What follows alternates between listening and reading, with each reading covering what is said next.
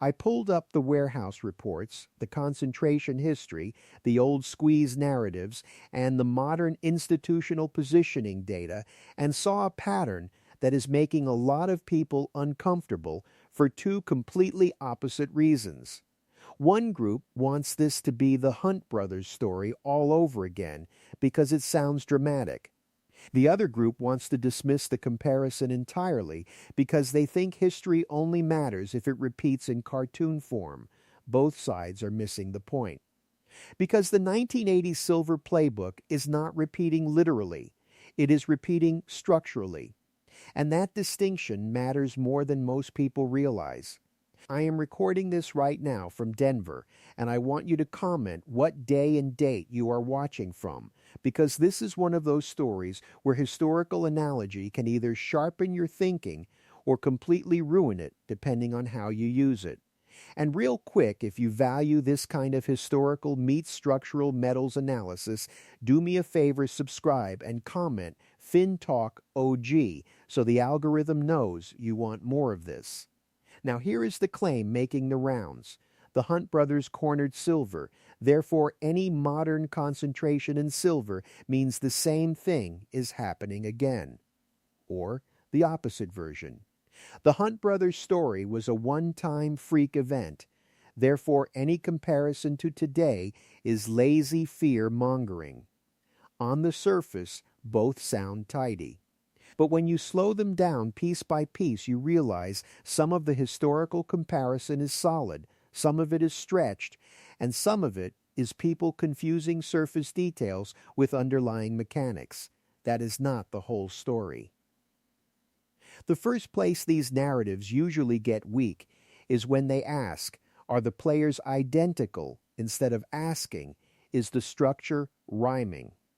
So I am going to break down three things. First, what actually mattered about the Hunt brothers episode beyond the movie version storytelling. Second, why today's version can be legally cleaner but structurally similar. And third, what that means for how you should think about modern silver concentration, institutional accumulation, and risk from here. You are going to walk away calmer, sharper, and much harder to fool. So let us start with what the old story really was.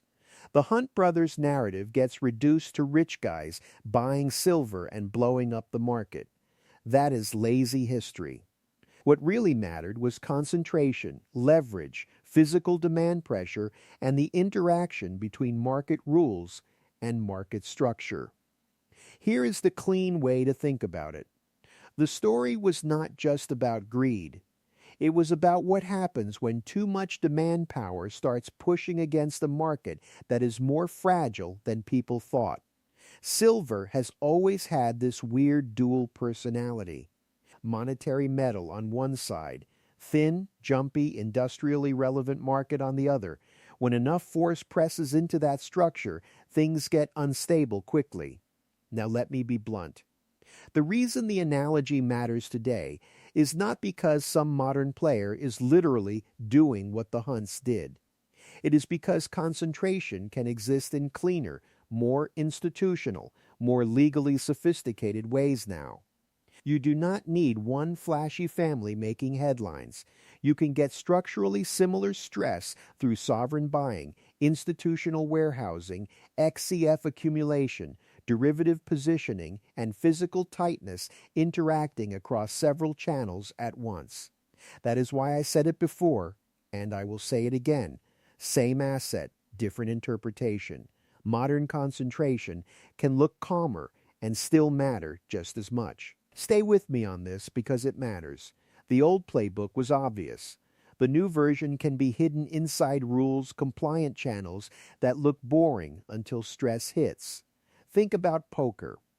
In the old version, somebody shoved chips loudly into the middle of the table and everybody saw the hand developing. In the modern version, the table is bigger, the players are quieter, and the chips can be moved through several stacks that technically look separate even when the effect on the game is similar. That is why legal does not mean irrelevant. Legal can just mean better disguised. Now here is the skeptical alternative. Could the comparison still be overdone? Absolutely. I am going to say something that might annoy both sides. The modern silver market is not a carbon copy of 1980. Regulation changed, market depth changed, participants changed. That is plausible here, is how it can fail. If you stop there, you miss the useful part. The useful part is that silver remains vulnerable to concentration and scarcity pressure because it is still not a huge, endlessly flexible market. Time is the weapon here. You cannot instantly expand physical supply. You cannot magically create clean, deliverable metal. And when enough demand or tightness builds, the structure still gets jumpy fast. Here is what nobody wants to say clearly. Modern finance got better at distributing pressure across layers. It did not eliminate pressure. It made it harder for the average investor to see where the pressure is building. That is actually more dangerous if you are lazy, because the stress looks under control right up until it does not. Here is a question for you. Do you think the modern silver market is more stable than the old Hunt Brothers era, or just better at hiding concentration risk until later? Drop that in the comments because I read them, and that answer tells me whether people think in headlines or in structure. Now let us talk about what makes today's version legal in practice. In the old narrative, one family became the story. Today, the market can distribute accumulation and influence across institutions, sovereign channels, funds, warehouse classifications, and derivative layers in ways that are much more system-friendly on the surface. That means the market can tolerate concentration longer without setting off the same public alarm bells. But here is the catch. House foundation problems do not become less serious because somebody painted over the cracks. If the structure underneath is stressed, the cosmetics only buy time. A second reason this matters is rule response. In the old story, when the market got unstable, the rules changed in ways that crushed some participants and preserved system function. That is an underappreciated lesson. Markets do not owe you a clean ending just because your thesis was directionally right. If a modern silver stress event develops, institutions and exchanges will protect the system first, not your narrative. That is why mechanism matters more than mythology. Now here is the skeptical counterpoint again. Could concentration today stay manageable because the market has more instruments, more hedging, more liquidity, and more policy tools than it did decades ago? Sure, that is plausible. Here is how it can fail. More layers can absorb stress, but they can also spread fragility in ways people underestimate. When several layers all assume someone else will provide the flexibility, that confidence can vanish quickly. Now here is a simple action plan. No drama. Step 1, stop asking whether today is literally 1980 again. Ask whether concentration, physical tightness, and rule vulnerability are building in a similar structure. Step 2, if you hold silver, decide whether your exposure is based on a squeeze fantasy, a structural scarcity thesis, or a long-term hard asset view. Write it down. Those are not the same thing. Step 3, watch warehouse trends, rule language, and concentration signals together. Do not just chase the dramatic history comparison, chase the modern mechanics instead. Step 4, keep it sane.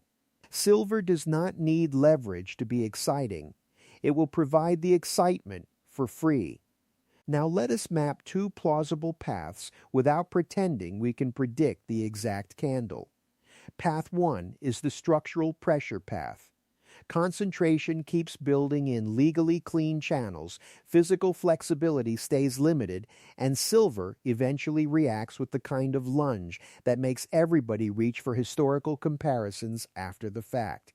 I am not predicting it. I am saying it is within the set of things this market is capable of doing.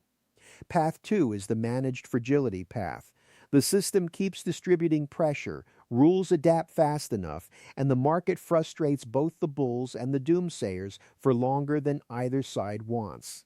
Both worlds can be true at different times. That is not a crash call. That is a maturity call. Now here is the uncomfortable truth. A lot of people want the Hunt brothers comparison because it makes the story exciting. But if something structurally similar develops today, it may look boring for much longer than people expect. Institutions love boring on the surface. That gives them room. Retail loves drama. That makes retail late. If you are not prepared for that, you will either chase the wrong moment or dismiss the right one. Here are the 4 rules. 1. Decide your maximum allocation first. Write it down. If you are losing sleep, you are too big. 2. When something runs hard and you are up a lot, take some off. Not all. Some. If your position doubles, consider trimming half. Lock in the original bet. Let the rest run. 3. Do not use leverage on silver because a structurally right idea can still turn into a short-term disaster if you are oversized. 4. The best time to buy is not always when you are most excited. The best time to buy is when you can still breathe. So here is what we covered. The Hunt brothers story matters not because history repeats literally, but because concentration and fragility still matter in silver. Modern markets can hide stress more cleanly, but they do not eliminate it. Legal channels do not remove structural vulnerability, and the biggest mistake investors make is confusing historical theater with modern mechanism. Stay thoughtful, stay alert. Do not let the surface calm fool you into thinking the structure underneath cannot still lunge. Now here are my questions for you. Do you think the modern silver market is safer than the Hunt era, or just more sophisticated in how it hides concentration? And if pressure really builds, do you think the system protects market fairness or system stability first? Drop your answer below and remember to include what day and date you are watching from. If you got value out of this, subscribe and comment FinTalkOG so I know you want to follow up on warehouse concentration, exchange rules, and silver market structure. And if this helped, share it with someone who keeps invoking the Hunt brothers without ever explaining what part of that story actually matters. All right, take care of yourself, and I will talk to you soon. And just so we are crystal clear, this is educational content. It is my take based on publicly discussed information and my own reasoning, and it is not personal financial advice. I am not your advisor, I do not know your goals or your risk tolerance, and I could be wrong. Do your own homework. Consider your situation, and if you need personal advice, get it from a qualified professional who knows your situation.